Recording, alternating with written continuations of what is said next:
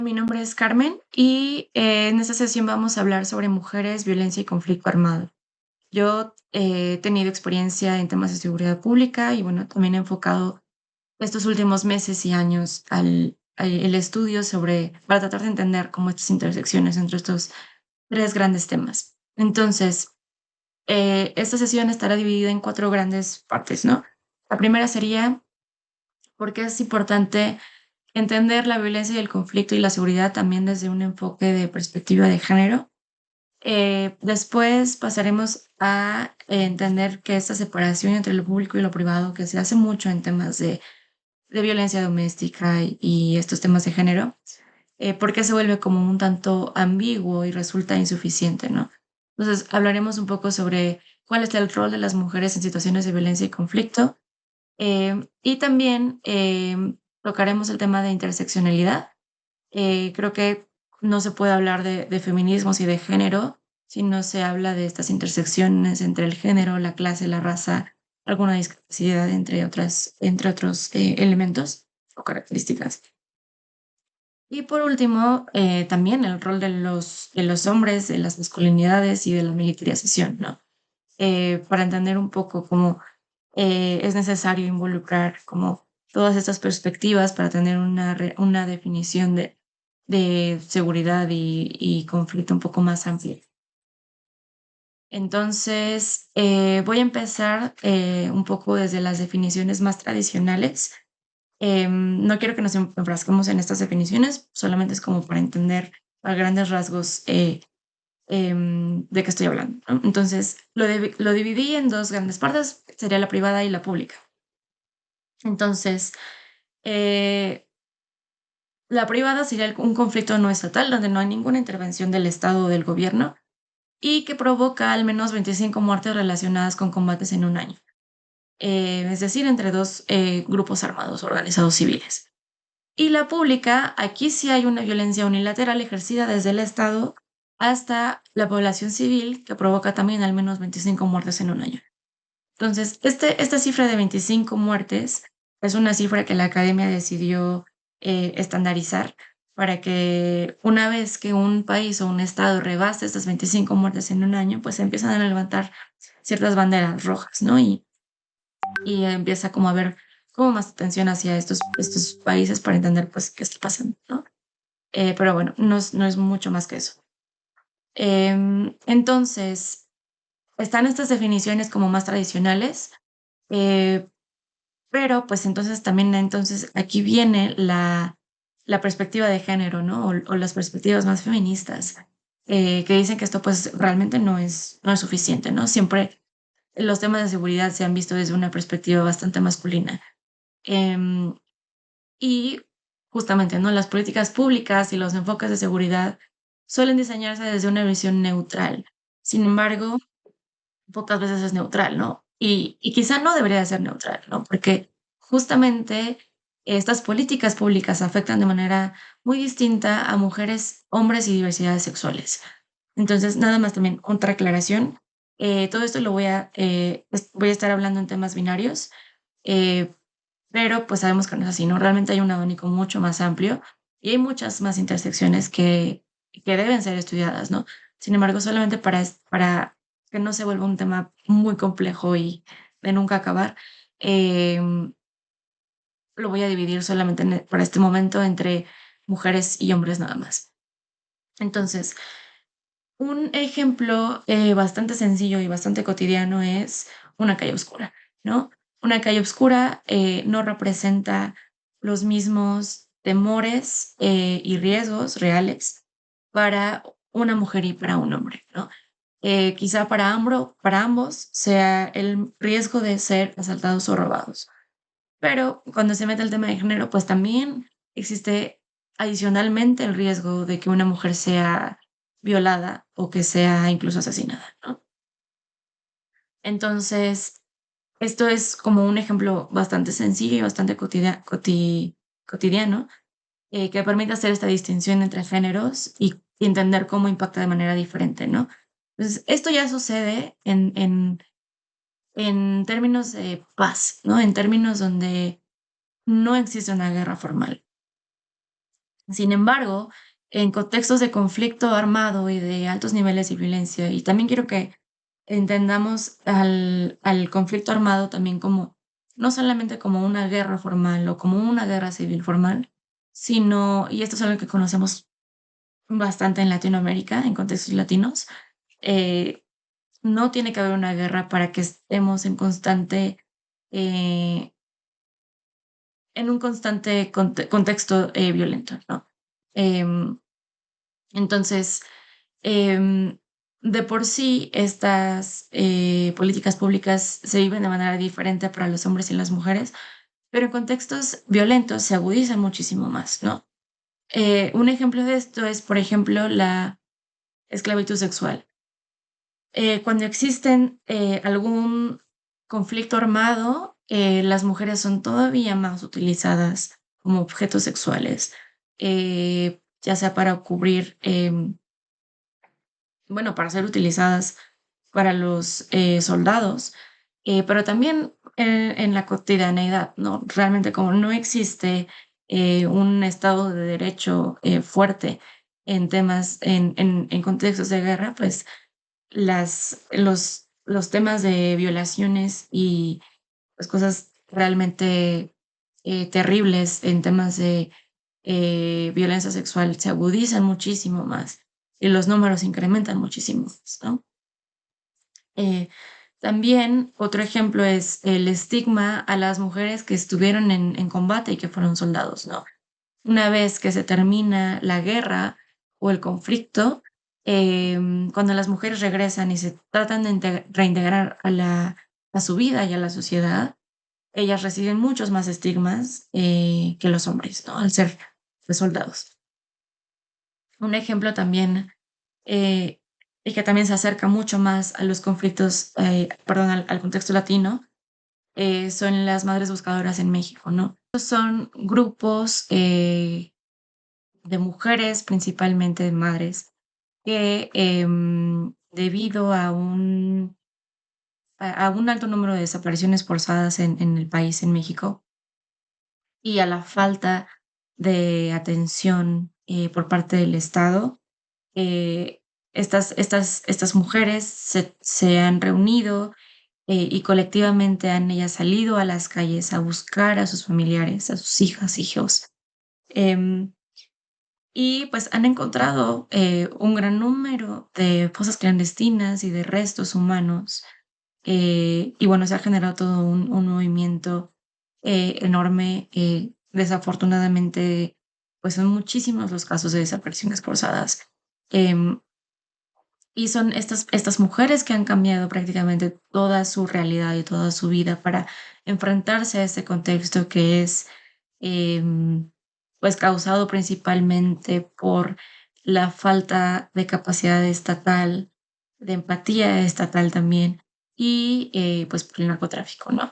Y bueno, esto lo vemos en México, pero también sucede también en Argentina con también todo un movimiento para encontrar a las personas desaparecidas debido a la dictadura militar.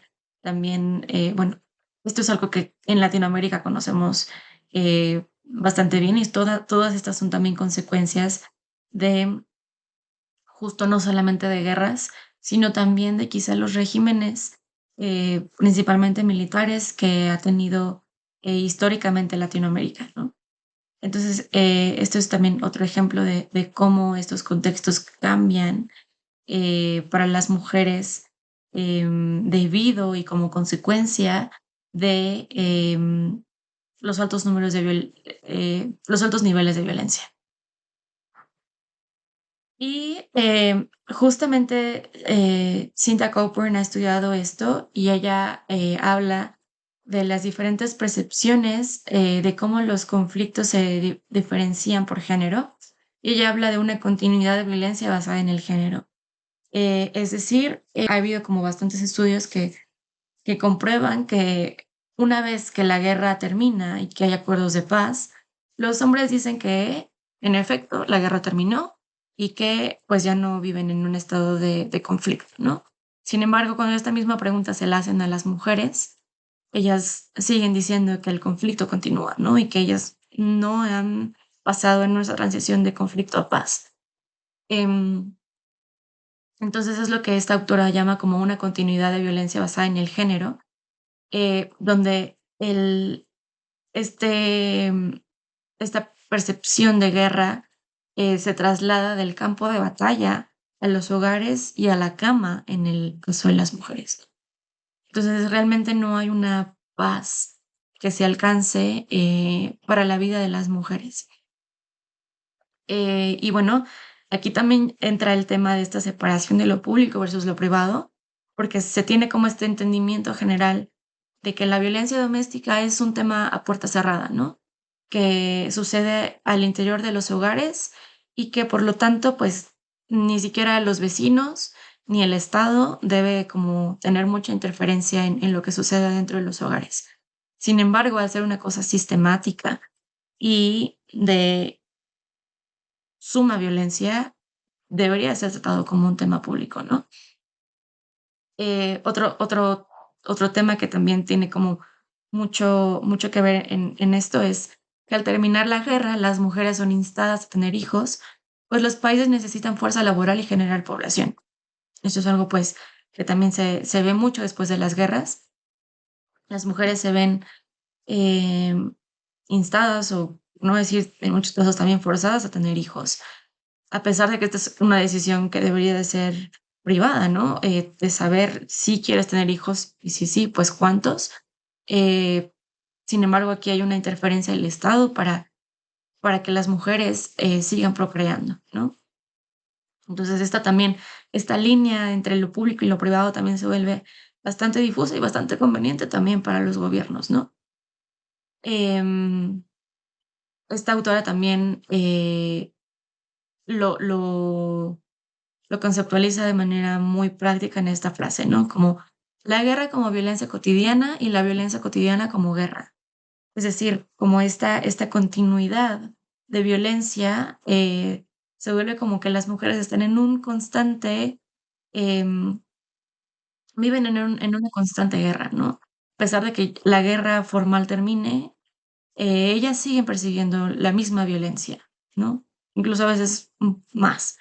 Entonces, justamente esta es como la importancia de entender las políticas públicas desde esta perspectiva de género, ¿no? Porque tradicionalmente se tiene el enfoque como bastante masculino y bueno, deja de lado todas estas realidades que suceden, ¿no? Entonces, como decía al inicio, no se puede hablar de enfoque de género sin tocar el tema de interseccionalidad.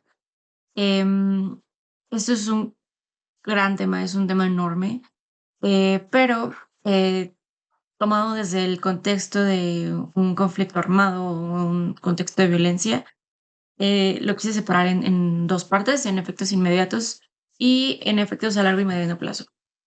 Entonces, justamente la interseccionalidad tiene mucho que ver en ese tema porque usualmente los políticos o las personas con poder e influencia no están al frente del campo de batalla, ¿no? Entonces, lo que pasa muchas veces es que reclutan personal para que esté al frente y bueno, esta gente pues da la vida, ¿no? Por el conflicto. Sin embargo, las personas que generalmente se reclutan son personas de grupos étnicos minoritarios, gente de clase trabajadora joven, que pone en riesgo su salud, su integridad física y, por supuesto, su vida, ¿no? Entonces, aquí se ve como em, realmente no es que todas las vidas valgan lo mismo. Sí hay un sesgo por reclutar este tipo de personas.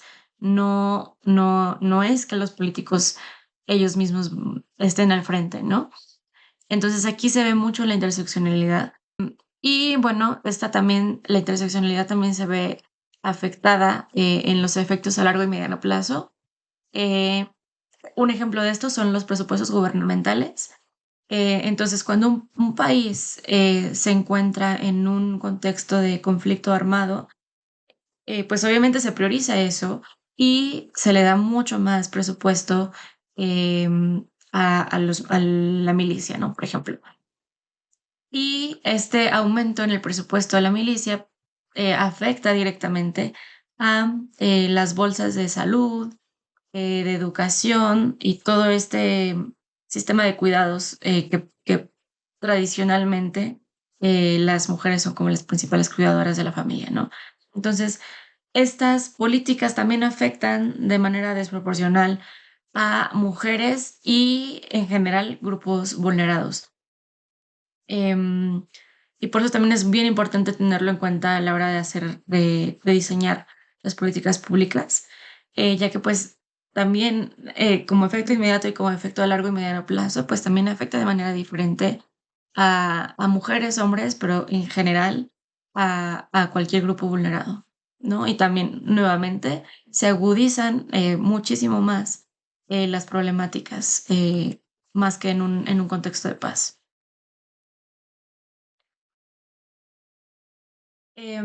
Esta parte es sobre hombres y su rol que tienen en la seguridad o en la inseguridad, ¿no? Generalmente los hombres son socializados y educados para que protejan, ¿no? Pero realmente de qué van a proteger. Pues muchas veces protegen de lo que ellos mismos, o más bien estas ideas de masculinidad generan, ¿no? Esta violencia que es como intrínseca o que así nos hacen creer, ¿no? Que es intrínseca a la masculinidad. Entonces está esta como glorificación de lo que es viril, lo que es ser hombre, y esto pues afecta directamente a la autopercepción de los hombres, cómo ellos se creen suficientes y se creen de valor, ¿no? Em, Kathleen Berry tiene esta cita que dice, la formación de soldados para el combate es la deshumanización de los hombres y reconocerlo es el primer paso para acabar con la guerra. Y esto es algo bien complejo también, pero en pocas palabras, pues sería como los hombres sirven para mucho más, ¿no? Y son mucho más que solamente soldados para el combate, ¿no? Son seres humanos complejos, o sea, multifacéticos, que pueden aportar mucho más a la sociedad sin necesidad de demostrar este poderío y esa superioridad en contra de las mujeres o de incluso sus pares, ¿no? Pero realmente son estos como valores o principios que socialmente están arraigados de tal forma que estas cosas son las que creen que los hombres que les dan valor, ¿no? Ahorita hay una problemática también como gigante con los hombres y que no saben exactamente cómo relacionarse. Y bueno, es un problema estructural, por supuesto, y que no han sido socializados para otra cosa que no sea el combate y ser incluso violentos, ¿no? Incluso con los juguetes a los que tienen acceso desde que son niños. Em, Sin embargo, también, justamente en estos contextos de violencia, los hombres también se pueden convertir en los grupos vulnerados, ¿no? Justamente como decía hace unos momentos, ¿no? Al ser reclutados por clase social o porque son indígenas o pertenecen a algún grupo étnico minoritario, pues también se vuelven grupos vulnerados. E incluso también una vez que termina la guerra o que reciben algún estatus de refugiados en algún otro país, estos programas sí tienen esa tendencia a darle prioridad a mujeres y niños, ¿no? Bueno, infancias. Entonces, ¿quiénes se quedan desprotegidos? Pues los hombres, ¿no? Los hombres pocas veces reciben apoyos sociales y gubernamentales para que ellos se puedan también reintegrar.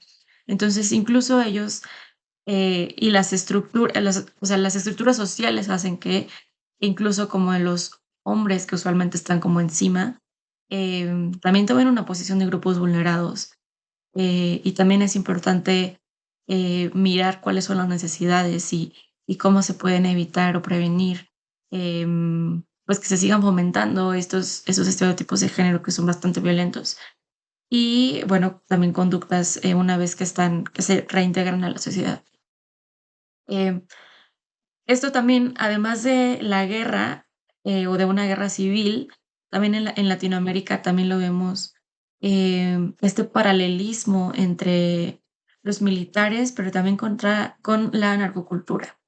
Entonces, a pesar de que son, eh, conceptualmente, contextos diferentes, es decir, los militares y, los carteles y todo lo que tiene que ver con la narcocultura, eh, al final también, tienen bastante, similitud con estos principios, estos valores que ambas partes buscan, ¿no? Es decir, este mostrar, poderío, mostrar superioridad, em, tener mujeres, dinero, ser poderosos, ¿no?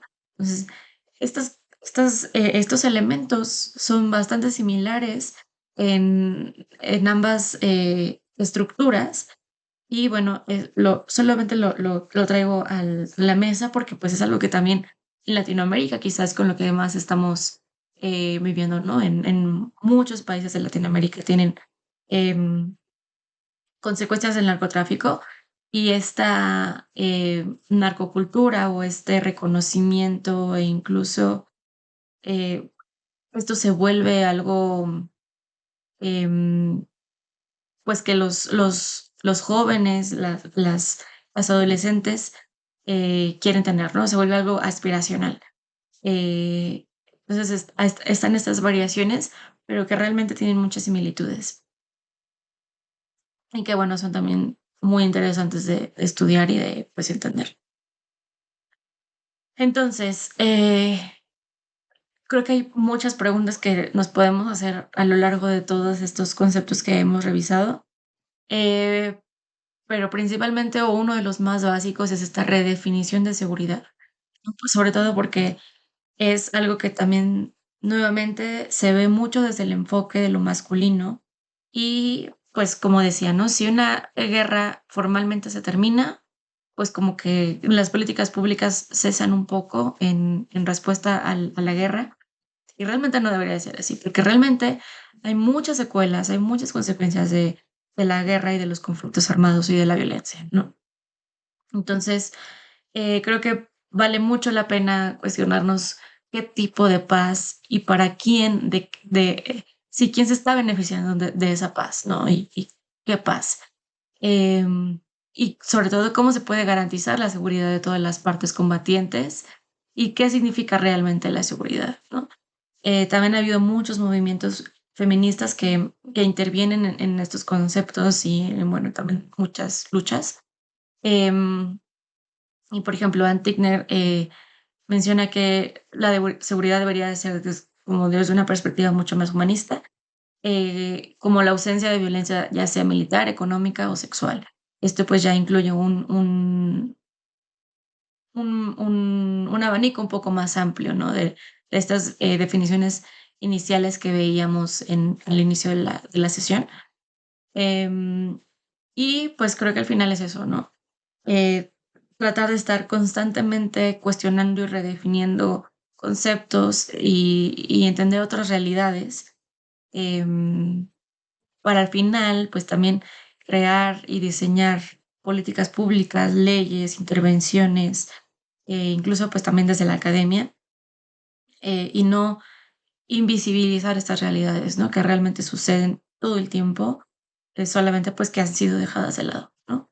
Em, y bueno, pues eso es como una breve introducción a estos temas que realmente son bastante complejos, pero que vale la pena tener, pues un primer acercamiento y entender que realmente muchas cosas, se pueden ver desde diferentes ángulos y desde diferentes perspectivas, ¿no? Y bueno, pues eso sería todo. Muchísimas gracias.